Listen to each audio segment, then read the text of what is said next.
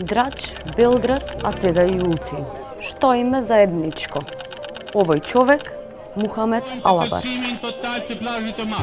Se Ulçinin nuk da ta pushtoj Kyrkosh, as nga Podgorica, as nga Beogradi, as nga Dubaji.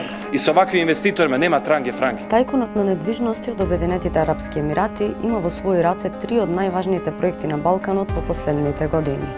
Со својата компанија Eagle Hills, Алабар ја обезбеди работата за изградба на Белградскиот брег, инвестицијски проект вреден 3,5 милијарди долари, кој би можел да расте уште повеќе.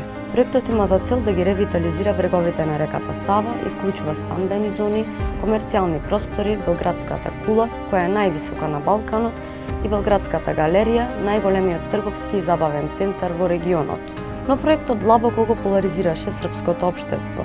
Критичарите велат дека српската влада му дала атрактивно државно земјиште на инвеститор практично бесплатно во нетранспарентен процес, додека проектот станува луксузна енклава недостапна за обичните луѓе. Но неговите амбиции на Балканот не завршија со Белград. Алабар е инвеститор кој го обезбеди договорот за пристаништето Драч, познатиот проект за Дурес Марина Јахтс. Откако го потпиша договорот, Алабар направил албанците да сомнуваат, ветувајќи им дека ќе го претвори Драч во Монако. Во овој проект ќе бидат инвестирани милијарди евра, што опозицијата во Албанија жестоко го оспорува.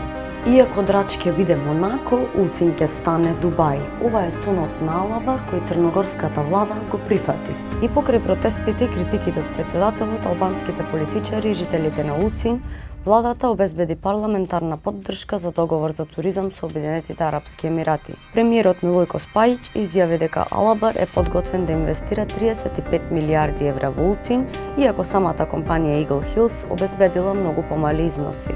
А за возврат, Црна Гора ја дава големата плажа туристичкиот бисер на Улцин во концесија за 90 години на арапскиот инвеститор.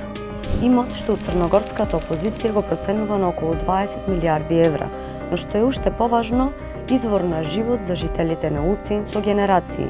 Тие преку ноќ стануваат странци во сопствената земја. Иронично, тие дури мораат да му платат на арапскиот инвеститор да ја користат плажата каде што пораснале.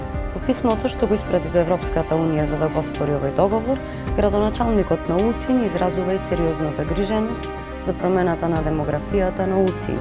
Тој вели дека работниците што ќе бидат донесени да работат со децении на проектот за трансформација на Улцин го загрозуваат мнозинскиот статус на албанците во овој крајбрежен град. Нов Дубај или нов Белград на вода, времето ќе покаже што ќе стане со Улцин.